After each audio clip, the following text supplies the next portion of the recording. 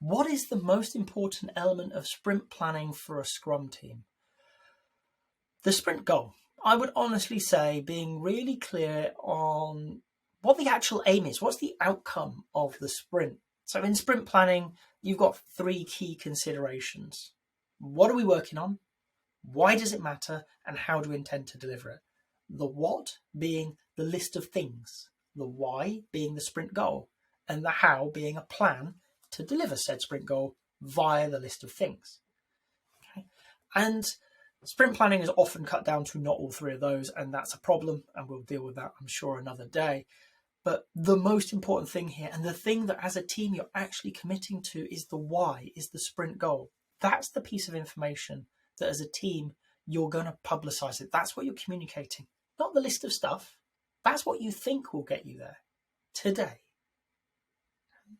So when you're in sprint planning, I'm not really fussed which order you take it in. Do you pull a group of things and then work out the goal, or do you work out what's important this sprint and pull a group of things to deliver said goal? But make sure that you have a goal, because that's your commitment. That is the focus point for a team. Most people are aware that a team requires a common goal to form. To be a team, they have to have a reason to work together. Sprint goal, product goal as well. But in this instance, the sprint goal, that's the thing that's going to create that unifying point. This is what we're here to deliver. Winning for us is delivering that goal. And we want to win. We like winning. So that is going to shape how we work. The items that we've traditionally thought about of as the sprint backlog rather than all three, they're important, they're useful. But also, because we're committed to the why, not the what, we're committed to the goal, not a list of things, we can change that list. It creates a real flexibility. When you go into a sprint, you think these dozen things are what you need to do. And as you start, you learn things. You may discover an easier way of delivering that piece of work. Great. Do you need to do all the work you said you would? Well, no. You can deliver the goal in an easier way, in a cheaper way, in a faster way, in a better way, and not deliver the 12 things you thought you had to, and achieve the goal. So at sprint review, you can turn around and say, hand on heart, yes, we did it. We did exactly what we set out to do, which was achieve the goal, not deliver the things. And if somebody says, well, where's that stuff that you said you'd deliver? We found a better way. So we did that instead. This is about creating flexibility. You know, the whole point of Agile is to be able to respond to changing needs, creating that delighted customer. Okay? And if you recognize a way mid-sprint, you don't want to be fixed to having to deliver a list of stuff that no longer makes sense. Getting clear on that sprint goal and communicating that widely allows you that flexibility. And in doing that, you can actually ensure that you're always working in the simplest, the fastest, whatever it is, way that you want. An example that comes to mind is I was working on a project, and a big part of it was in how teams in India communicated with teams in the UK and verification of calculations. And what happened was there was a team in India who did some manual calculations based on data, okay, and that all went into a PDF that was turned into a pretty certificate that was sent on. Okay? 1 in 10 of those was checked by an Indian supervisor. 1 in 10 of those was checked by a UK-based supervisor, and 1 in 10 of those was checked by the director of the department. And we kicked off and we were going to do the calculator, and it was, okay, this is interesting. And we're going to need to deliver all these things to build the calculator. Great. But what did we want at the end of that sprint? A working calculator. As we actually finished sprint planning and we were going in, I think it was the following day, one of the BAs came back off on holiday and she asked what turned out to be a pivotal question.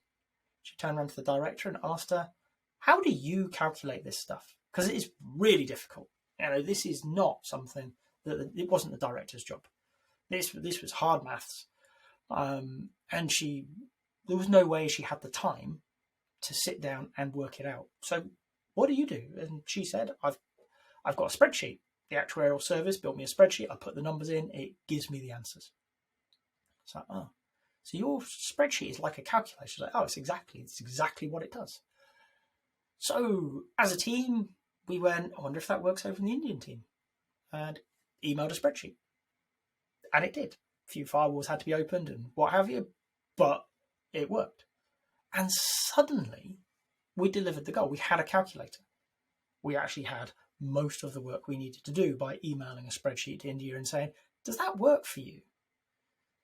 So when it came to the sprint review and we had to answer, did you deliver your goal? Yeah, we can now calculate comfortably and correctly, because it had already been fully validated by the right people, the answers much, much quicker, because they put the numbers into a spreadsheet, out pops the answer, they make sure that the certificate has the right answer as the spreadsheet, and they're good to go. We'll still do our checks, but the lion's share of the work is so much faster that we could start looking at how we achieve the aims of that particular piece of work. Okay?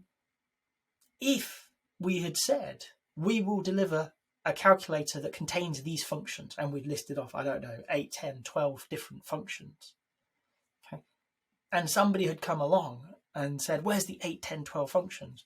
We may or may not have had those in the calculator. I honestly couldn't tell you, because we didn't need to dig into that much detail. What we knew was it worked absolutely correctly, okay? And we could demonstrate that. But nobody cared. We had delivered what was important, which was the outcome we were looking for.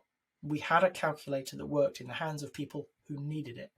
And that's what we're looking for from the goal. And therefore, in sprint planning, the most important thing you can do is get, as a team, very, very clear on what matters in this sprint, the why of it. Why should somebody turn up to your sprint review? Why should we care? What do we need to focus on to deliver the outcome that the product needs this time round the loop?